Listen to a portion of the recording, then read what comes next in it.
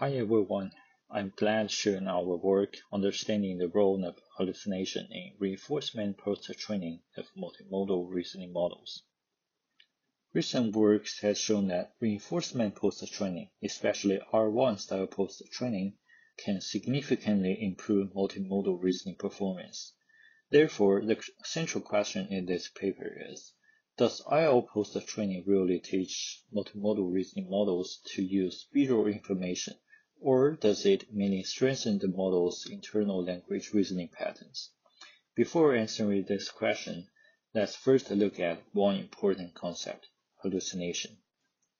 So what is hallucination? In general, a model hallucinates when it produces fluent output but is either factually incorrect or not supported by the input or external reality. Here is one example in visual mathematical reasoning. However, hallucination does not always lead to a wrong final answer. In this example, we remove the image input, but surprisingly, the model can still sometimes produce a correct final answer. This encourages us to explore how would these hallucinated but correct cases influence multimodal post-training, especially when the reinforcement learning reward only depends on the final answer.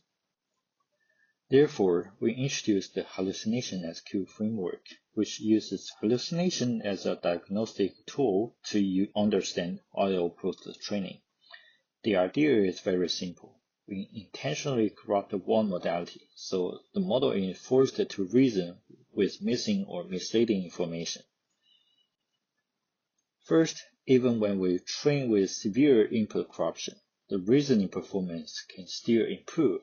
Specifically, in this figure, normal GRPO improves performance as expected, but surprisingly, the corrupted training variance also improves on both the training set and the test set. We also apply the corruption during evaluation. The performance still improves along the training, but the corrupted training model does not show better performance compared to the standard training. This suggests that corrupted training is not simply making the model memorize a corruption pattern. Furthermore, we evaluate the trained model on multiple vision mathematical reasoning benchmarks. For the 3V model, standard GRPO achieved the best average performance, but all hallucination inductive variance still improves over the base model. For the 7B model, the results become more surprising. The model trained with random image replacement achieves the best average score, even surpassing standard GRPO trained with correct image text pairs. We also test whether this phenomenon depends on the post-training datasets. We trained with different datasets, and we find that blank image GRPO still consistently improves over the base model.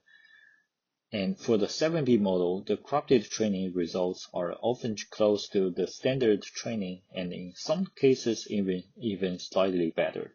So this is not just a special property of one training dataset.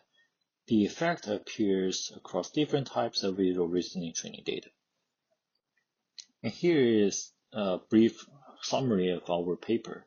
First, even with corrupted training data, IO post-training can still consistently improve reasoning performance, and large models benefit more from hallucinated trajectory. Besides, the widely adopted I1 style training may primarily amplify the inherent reasoning capability of the underlying language model, so current IO-based multimodal training may not utilize visual input as effectively as expected.